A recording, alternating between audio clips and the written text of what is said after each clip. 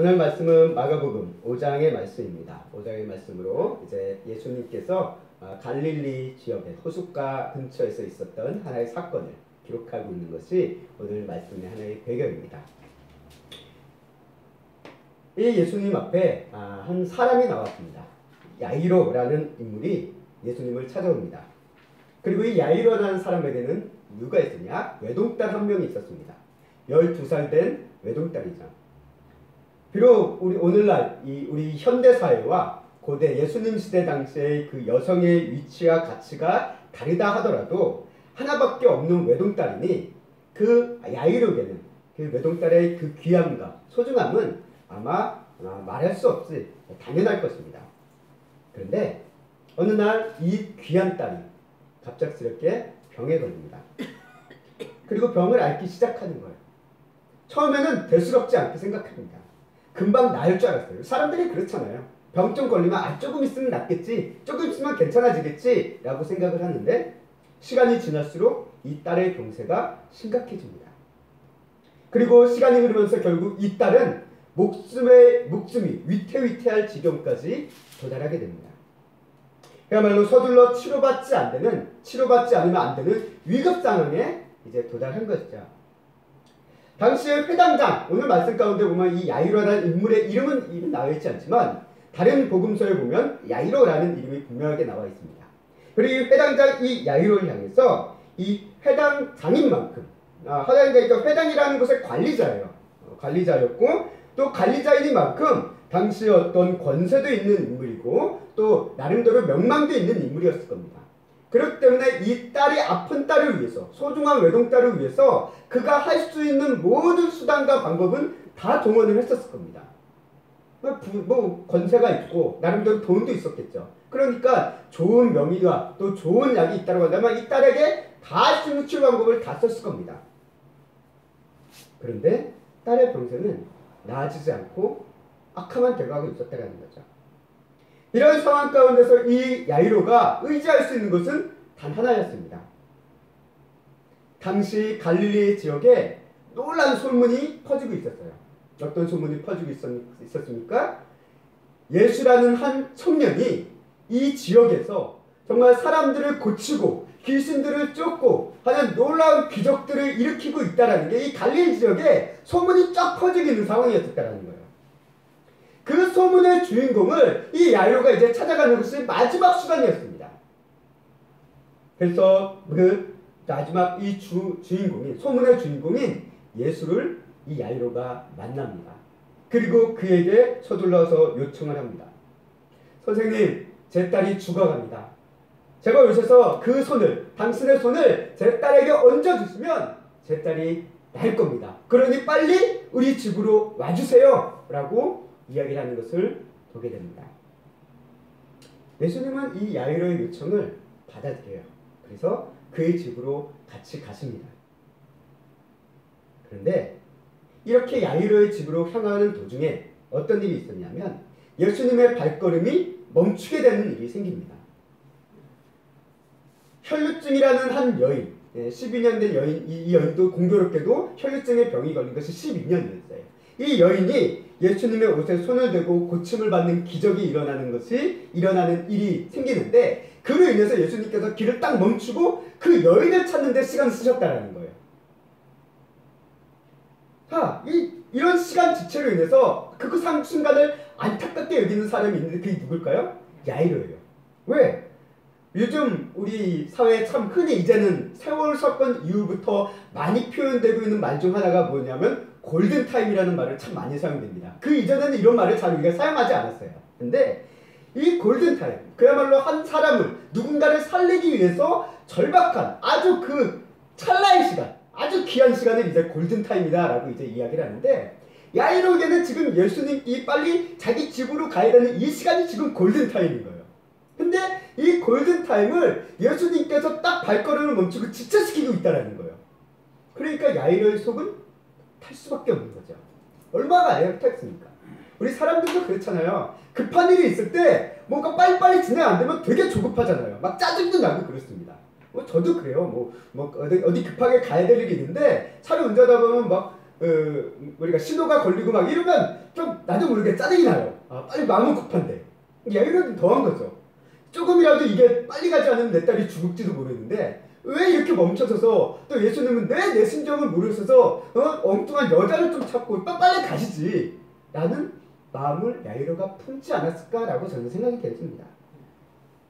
그리고 이 순간 이때 야이로의 집에서 사람들이 찾아옵니다. 그리고 한 가지 소식을 전해요. 회당자님, 당신의 따님이 죽었습니다. 그러니 이제 더 이상 이 선생님께 폐 끼칠 거 없이 이제 그냥 돌아오시죠? 라고 이런 소식을 전하는 것을 말씀 가운데 기록되어 있는 것을 봅니다. 오늘 우리 현대인들의 마음 가운데 기독교 신앙에 대한 의미와 가치가 점점 사라지고 있다라고 느껴집니다. 기독교 신앙이 내 인생에 도움을 줄 수 있을 것이다. 내 인생에 어떤 영향을 미칠 수 있을 것이다 라는 이 생각이 이제는 점차 사라져가고 있는 시대다라는 거죠. 그래서 이런 신앙은 나름대로 기독교 신앙을 가지고 있는 그리스도인들을 향해서 많은 사람들이, 세상 쪽의 사람들이 이런 얘기를 해요.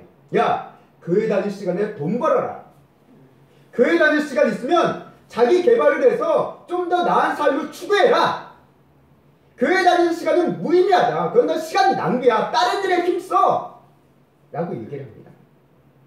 왜? 신앙생활이 우리의 현실과 아무 영향이 주지 못하고 우리의 현실을 바꿀 수 있는 것이 아니다라고 사람들은 점차 더 많이 생각하고 있다는 거예요. 물론 현실적인 관점을 봤을 때 우리가 이렇게 교회에 나와서 예배를 드리고 또 어떤 봉사를 하고 하는 것 자체가 우리에게 어떤 이익을 주고 어떤 소득을 증대시키고 하는 그런 요소는 분명 아니에요. 그런 관점에서 본다면 우리의 신앙생활은 무가치해 보일 수도 있습니다.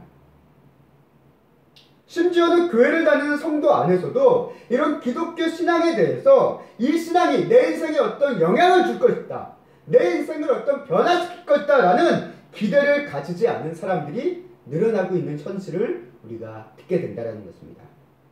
그래서 어떤 인생에 어떤 문제가 생겼을 때, 마음에 어떤 불안이 있을 때, 심지어 이 그리스도인들이 하나님께 기도해야 되는 이 존재인 그리스도인들이 누구를 찾습니까? 하나님을 안 찾고 점집을 찾아가요. 부적을 의지합니다. 그런 성도들의 이야기를 듣는다는 것 자체가 어떻게 보면 비극인 거예요. 오늘 본문 속에서 이 야이로에게 딸의 죽음을 전한 사람들의 말 속에 이와 같은 우리의 이 관점이 담겨있는 것을 우리가 보게 됩니다. 마가복음 5장 35절 말씀 우리 다시 한번 읽어보도록 하겠습니다. 시작. 아직 예수께서 말씀하실 때에 회당장의 집에서 사람들이 와서 회당장에게 이르되 당신의 딸이 죽었나이다. 어찌하여 선생을 더 괴롭게 하나이까? 아멘. 맞습니다. 어찌하여 선생을 더 괴롭게 하나이까? 라고 얘기합니다. 이 말이 의미하는 것은 뭘까요? 이 선생을 데려왔자 이 선생이 할 수 있는 게 없다라는 거예요. 왜? 이미 애가 죽었잖아요. 아이가 죽었는데 이 죽은 사람에게 이 당시 유명한 이 예수를 데려와도 죽은 사람을 살릴 수 있지는 못할 거다라고 생각하고 있다라는 거예요. 그러니 이 사람을 데려와봤자 이 사람에게 힘겨운 일만 괴롭게 하는 일밖에 되지 않으니까 데려오지 마십시오 라고 얘기하고 있는 거예요. 우리도 이런 생각을 할 때가 있습니다. 삶 속에 문제가 있었을 때 하나님을 의지하려다가도 막상 그 문제가 심각해지고 커졌을 때 우리의 마음 가운데 드는 생각은 뭐냐면 이런 상황에서 하나님께 기도하는 게 무슨 의미가 있겠느냐라고 우리는 반문한다는 거예요. 이런 상황 가운데 내가 이 하나님을 의지하고 교회 나와서 예배드리는 게 과연 무슨 의미가 있겠느냐라는 거예요.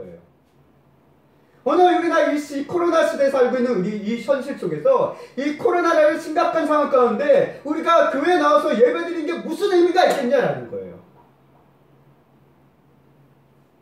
현실의 문제를 보다 보면 우리는 하나님을 의지하고 기도하는 게 의미가 없다고 느껴질 때가 참 많이 있다는 겁니다. 병에 걸려서 입원했는데 그 사람을 위해서 기도한들 별 소용이 없을 것이다 라고 생각하면서 기도하는 경우도 적지 않다는 거예요. 말로는 당신의 치유를 위해서 기도합니다 라고 얘기하지만 내심 내 마음, 우리 마음 한편에는 안 될 거야 라는 생각이 다 있다는 거예요. 안 될 거야. 제가 부교역자 시절 때 교회에서 부흥회를 한 적이 있습니다. 그때 이제 이제 천호동 교회 이제 원로 목사님이신데 여선상 목사님이 와서 부흥회 강사로 오셔서 어떤 자신의 어떤 목회에 대한 어떤 경험을 이야기하시는데 이런 얘기를 하세요. 어떤 얘기를 하시냐면 그게 지금 딱 기억이 나는데 당시에 이제 담임 목사님이시니까 여러 병원 신방도 가고 하시잖아요. 성도님들이 아프면.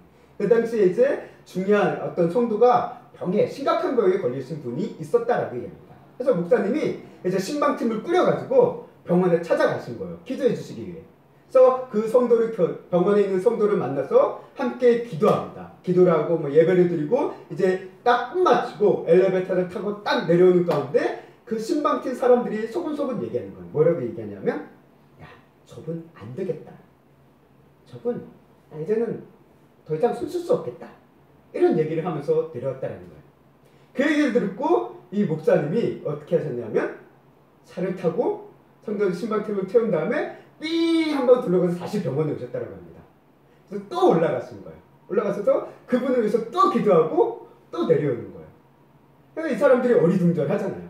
그러면서 또 수근수근 하는 거예요. 그래서 이 사람들이 이런 수근수근하는 얘기가 없어질 때까지 이 목사님이 계속 반복적으로 이분을 위해서 다시 찾아와서 기도하고 했다라는 이야기를 했던 것이 떠오릅니다. 아마 우리의 마음도 그래요. 심지어 우리 그리스도인들조차도, 아니 이건 어떻게 보면 우리 목사들도조차도 그럴 때도 있다라는 거예요. 어려운 일을 겪고 있는 이들을 위해서 기도한다고 하면서 마음 한켠 안에는 안 될 것 같은데? 안 될 거야 라는 생각이 우리 안에 깔려 있다는 거예요. 기도가 의미 없을 거야 라고 생각할 때가 은근히 많이 있다는 겁니다.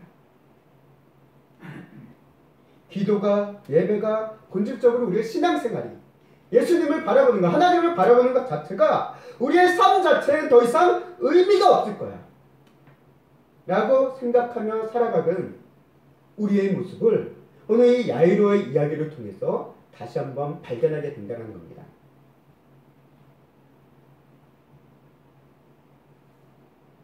이런 상황 가운데 이제 야이로가 마음속으로 생각을 합니다. 믿고 싶지 않은 소식을 들은 거죠. 내 딸이 죽었다고? 그러면 이제 예수님과 함께 가도 의미가 없는 거잖아. 왜 예수는 이렇게 위급한 상황에 발걸음을 지체하려고 결국 내 딸이 죽었다는 소식을 내가 듣게 만드는 거지? 라는 내 마음속에 원망과 불안과 두려움의 소름들이가 그 야이로의 마음속을 어둠을 들이는 거예요. 그 순간 예수님께서 야이로에게 뭐라고 말씀하십니까? 이런 말씀을 하세요. 36절 말씀 함께 읽겠습니다. 시작. 예수께서 그 하는 말을 곁에서 들으시고 해당자에게 이르시되 두려워하지 말고 믿기만 하라 하시고. 아멘. 오늘 말씀 가운데 예수님께서 얘기하는 거예요. 야이로에게 얘기합니다. 두려워하지 말라라고 얘기합니다. 성경은 참 우리들에게 두려워하지 말라는 말을 참 많이 해요. 여기 마찬가지로 두려워하지 말라라고 얘기합니다. 그렇다면 지금 야이로가 두려워하는 게 뭘까요? 야이로가 지금 뭘 두려워하고 있는 걸까요? 분명히 예수님께서는 야이로의 마음을 꿰뚫어 보신 거예요. 그의 마음 가운데 어떤 두려움이 있다는 것을 예수님께서는 캐치를 하신 거예요. 그럼 그가 가지고 있는 두려움이 뭘까요? 왜 두려워하고 있는 걸까요? 아마 첫 번째 1차적인 이유는 소중한 딸의 죽음을 봐야 되는 현실에 대한 두려움일 겁니다. 그렇잖아요. 이 소식을 들었지만 이 소식을 이제 직접 눈으로 보여야 되는, 어떻게 보면 눈으로 직지 않으면서 세상이 무너질 것 같은 그 순간을 맞닥뜨려야 되는 그런 두려움이 야이로에게는 있었을 겁니다. 어떻게든 딸을 살리기 위해서 애썼는데 차갑게 식은 딸의 시신을 봐야 되는 이 상황이 두려울 수밖에 없는 건 인간이라고 한다면 당연할 겁니다. 두렵습니다. 가장 바라지 않았던 끔찍한 순간을 경험해야 되는 사람에게 이것이 두렵지 않을 리가 없습니다. 두려워요. 누구라도 두려울 겁니다. 2차적인 이유는 보다 본질적인 문제예요.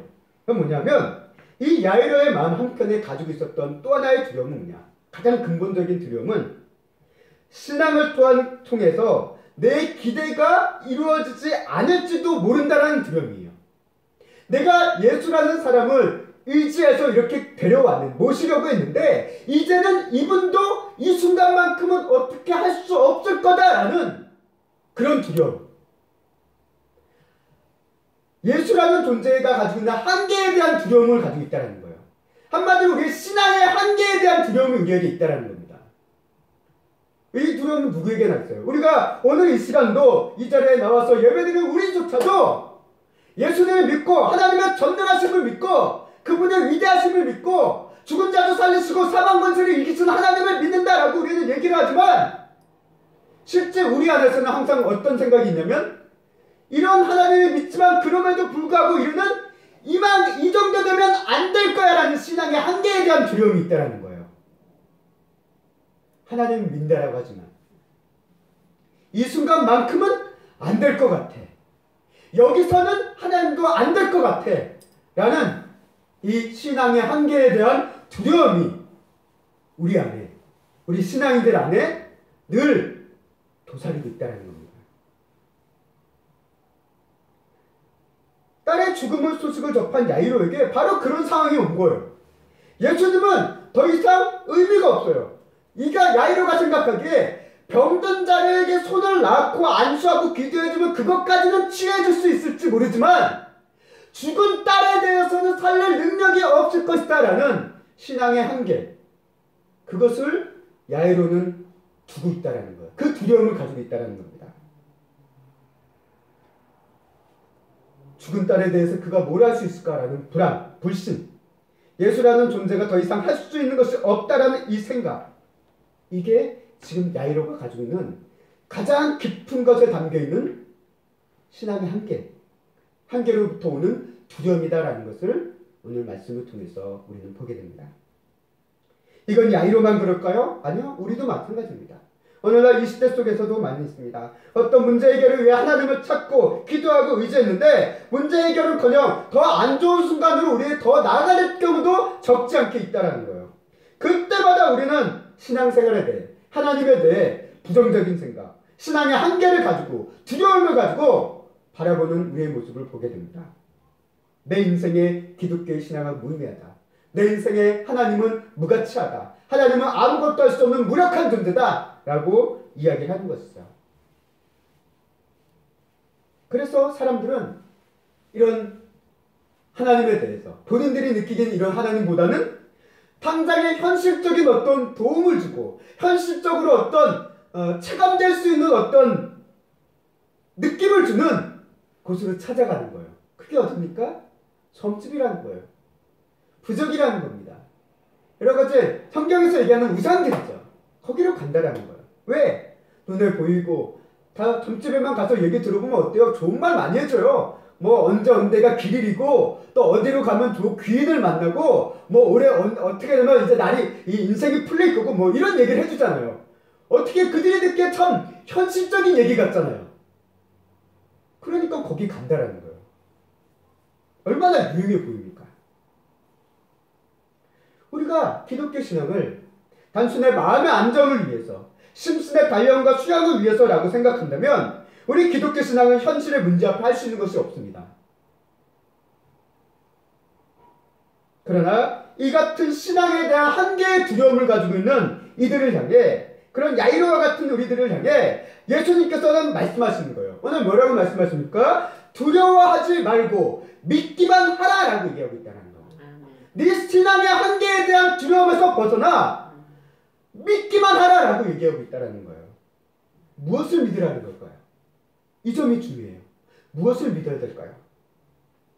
예수님께서 믿으라고 하는 것은 내 딸이 살아나는 그런 기적에 대한 사건을 믿으라는 게 아니에요.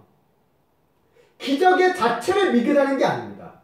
예수님께서 믿으라는 것은 지금 뭘 믿으라고 하는 거냐면 이벤트가 아닙니다. 어떤 결과가 아니에요. 우리는 믿음에 대한 이해를 할 때 항상 우리 안에 깔려있는 생각이 뭐냐면, 판단의 기준은 뭐냐면 어떤 결과가 있냐 없느냐에 따라서 우리가 믿고 안 믿고를 우리는 결정한다라는 거예요. 그거를 선택하기 쉽다라는 거예요. 이게 인간의 한계예요. 근데 예수님께서는 지금 얘기하는 거예요. 예수님께서 믿으라는 것은 어떤 현상, 어떤 기적, 어떤 이벤트, 결과가 아니라 뭘 믿으라고 하는 걸까요? 지금 내 눈앞에 있고 너와 함께 있는 나 예수를 믿으라는 거예요. 아멘. 이걸 믿으라는 겁니다. 우리의 믿음의 관점이 이게 정말 중요하다는 거예요. 예수의 내 딸의 죽음으로 인해서 그로 인한 신앙의 한계로 오는 두려움과 그런 의심으로 인해서 두려워하지 말고, 내가 기대한 바와 다른 상황과 결과를 맞닥뜨린 거로 인해서 그로 인한 의심으로 인해서 두려워하지 말고, 하나님의 아들이시며 생명을 주시기에 이 땅에 오신 이 예수를 믿으라는 거예요. 예수님 그분 자체를 믿으라는 겁니다. 예수라는 존재를 믿으라는 거예요. 그래서 예수님은 야이로에게 지금 네가 느끼고 있는 느낌, 상황, 현실, 결과가 아닌 나를 믿으라는 거예요. 내 눈앞에 너와 함께 있는 나를 믿기만 하라라고 얘기하고 있다는 거예요. 아멘.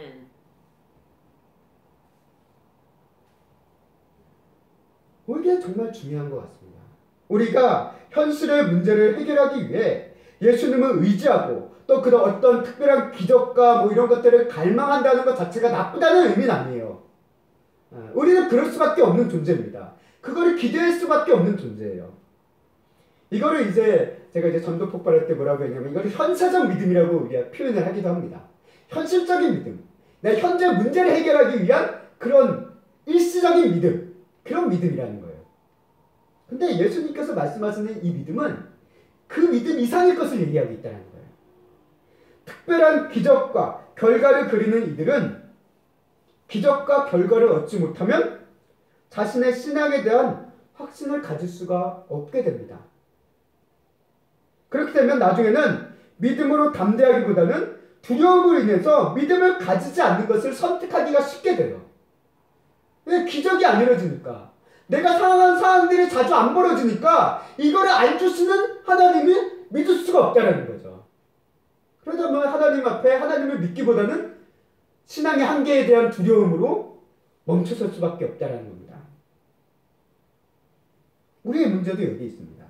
하나님을 믿는다라고 하면서 실제로 믿는 것은 솔직히 얘기하면 내가 기대하는 결과를 믿고 있다는 거예요. 내가 상상하는 상황을 믿고 있다는 거예요. 그런 이벤트가, 그런 결과가 우리 안에 있기를 우리는 그걸 믿고 있다는 거예요. 그리고 하나님은 이 좋은 결과를, 이 좋은 이벤트를 일으키기 위해 존재하시는 분이어야 된다라고 우리는 알게 모르게 그렇게 하나님을 생각하고 있다는 거예요. 그래서 만약 이런 나에게 그와 같은 결과를 주시지 않으면, 오히려 나쁜 상황에 빠지게 하신다면 그 하나님은 나에게 의미 없는 하나님이에요. 나쁜 하나님이에요. 무가치한 하나님인 거예요. 그러나 오늘 말씀은 우리에게 분명히 예수님께서 얘기합니다. 우리 기독교인들이, 그리스도인들이 믿어야 하는 것은 무엇입니까? 예수님의 존재 자체를 믿어야 되는 거예요. 예수님의 성품 자체를 믿는 겁니다. 그분의 인격을 믿는 겁니다. 우리의 현실에 대해서 아무것도 못하는 신앙의 한계, 우리가 가지고 있는 신앙의 한계로 멈춰선 예수님이 아니라 능치 못하실 일이 없는 전능하신 하나님이신 예수님을 우리가 믿는다라는 거예요. 아멘. 우리의 핵심은 어떤 상황에 있느냐, 혹은 어떤 결과를 얻느냐 못 얻느냐가 아니라 핵심은 뭡니까? 하나님 그분 자체에 있다는 거예요. 네가 하나님이라는 그 존재 자체를 온전히 믿을 수 있느냐 믿지 못하느냐가 우리 신앙의 믿음의 가장 중요한 관점이다라는 거예요. 그래서 히브리서 11장 6절 말씀에서 이와 같이 얘기하잖아요.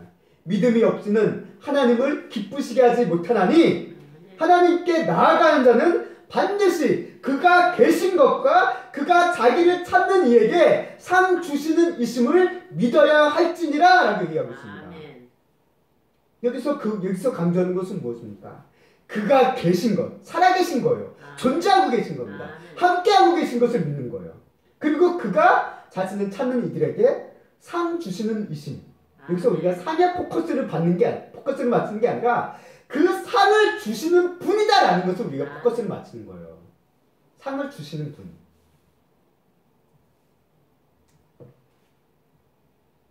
이렇게 히브리서도 우리에게 얘기하고 있다는 거예요. 우리는 그분이 주시는 상을 믿는 게 아니에요. 그 상을 주시는 분을 믿는 겁니다. 이게 비슷해 보이지만 전혀 다른 의미입니다. 우리로 얘기하면 이런 거예요. 우리 조카가 있다고 꼬마가 있다고 한다면 그 아이가 선물을 줄 때마다 주는 선물만 기뻐해요. 근데 그 아이가 정말 그 선물을 주는 사람, 삼촌이면 삼촌, 이모면 이모, 그 사람 자체를 좋아하는 것과 그 삼촌이나 이모가 주는 선물 자체를 좋아하는 것은 다른 거예요. 전혀 다른 겁니다. 우리가 생각하기에 오늘 말씀 가운데 예수님은 어떤 분입니까? 골든타임을 놓치게 하신 예수님이 아니라 오히려 우리의 슬픔과 탄식과 두려움을 기쁨과 환희와 담대함으로 변화시키며 모든 상황들을 선하심으로 바꾸며 일하시는 하나님의 능력에 나타내시는 그 예수님이심을 오늘 말씀은 우리에게 보여주신다는 거예요. 더 최악의 상황, 병이 악화되어지는 것보다 더 최악의 상황, 죽음의 상황마저도 하나님께서는 바꾸시는 그야말로 전능하신 하나님이시다. 신앙의 한계 가운데서 바라보고 있는 그 야훼의 눈을, 그 신앙의 한계를 깨버리는 그 하나님이신 예수님을 믿게 만드시는 그 순간을 오늘 우리에게 보여주고 있다는 것입니다.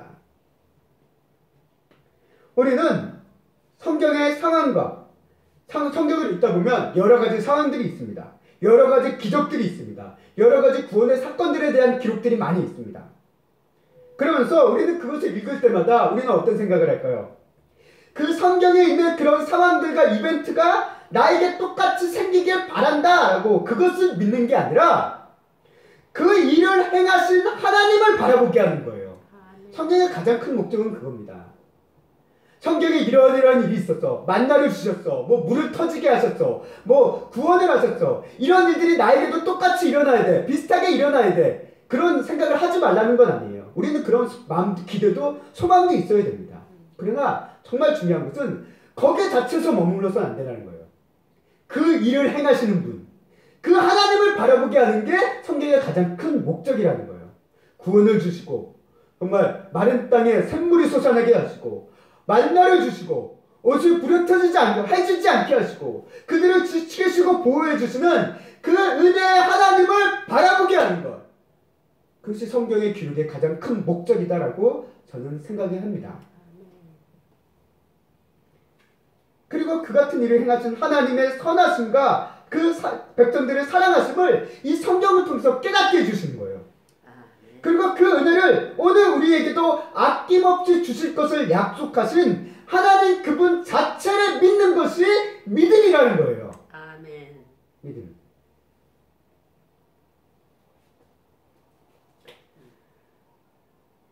제 말씀을 마치겠습니다. 오늘 우리가 사는 세상을 보면 우리 사는 세상은 눈에 보이는 결과를 중시하며 사는 세상입니다. 왜? 사람은 그래요. 사람은 보는 것이 거의 전부예요. 보는 것이 전부입니다. 그러나 하나님은 중심을 보신다라고 했죠. 이게 하나님과 인간의 가장 큰 차이입니다. 하나님은 항상 중심을 주지만 반대로 얘기하면 우리는 눈에 보이는 것만 믿는다는 거예요. 그러다 보니까 우리 사람들이 가짜 뉴스나 이런 게 선동되는 이유가 뭡니까? 눈에 보이는 게 그게 다거든요. 그러니까 우리는 선동되는 거예요. 그래서 성경은 오늘 말씀 가운데서도 성경에서도 이렇게 얘기해요. 고린도후서 4장 18절 말씀 함께 읽겠습니다. 시작. 우리가 주목하는 것은 보이는 것이 아니요 보이지 않는 것이니 보이는 것은 잠깐이요 보이지 않는 것은 영원합니다. 사도 바울이 얘기해요. 우리가 주목하는 것은 무엇이냐? 보이는 것이 아니다라는 거예요. 보이지 않는 것에 우리는 주목하고 있다는 거예요. 보이지 않는 것. 그리고 그 보이지 않는 것의 가장 큰 핵심은 뭐냐? 보이지 않는 하나님이라는 거예요. 보이지 않는 하나님. 우리는 거기에 주목하는 거예요. 우리 그리스도인들이 주목하는 것은 그겁니다. 눈에 보이게 되어지는 어떤 기적의 현장, 눈에 보이게 되는 어떤 이벤트가 아니라 우리는 보이지 않는 하나님께 주목하는 것이 우리의 믿음의 본질이라는 거예요. 그래서 우리는 당장 우리의 삶의 눈앞에 보이는 상황, 결과에 눈이 가기 쉽지만, 그러나 우리의 신앙은 우리를 위해서 이 땅에 오시고 우리 죄를 대신 지시고 십자가에서 죽으신, 그리고 사흘 만에 부활하셔서 사망의 권세를 이기시고 승리하신 하나님의 아들이신 예수님을 주목해야 된다는 거예요. 그 예수님은 지금 우리의 눈에 보이지 않는 하나님이에요. 지금 하나님 우편에 계시기 때문에 우리는 보이지 않는 하나님, 그러나 그 예수님께 우리는 주목을 하고 있다는 거예요. 그게 우리 신앙의 본질이라는 겁니다.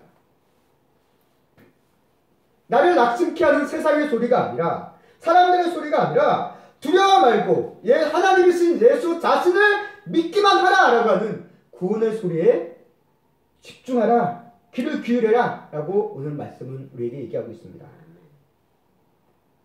오늘 말씀 속에 등장하는 야이로라는 이름, 이 이름에 뜻이 있습니다. 그 이름 뜻은 그는 깨우치신다 라는 말씀이 있고, 또 하나의 뜻은 빛나게 하신다 라는 의미가 있어요. 깨우치게 하시고 빛나게 하신다는 것.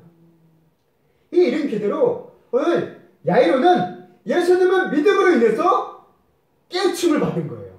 아멘. 예수님의 구원하심은 상황과 여건은 아무 문제가 되지 않는다는 것을 깨우침을 받은 거예요. 아멘. 신앙의 한계로부터 오는 두려움이 예수님 앞에서는 무의미하다는 것을 깨우쳤다는 거예요. 그리고 이 야이로는 예수님의 믿음으로 인해서 빛나게 됨을 받았어요. 어떤 빛나게 됨을 받았습니까? 예수님의 구원하심으로 사망 권세를 이기는 그 권세에서 벗어난 딸의 모습, 그것을 봄으로 인해서 하나님이 주시는 구원과 생명의 빛으로 빛나게 되었음을 오늘 말씀은 우리에게 보여주고 있다는 거예요.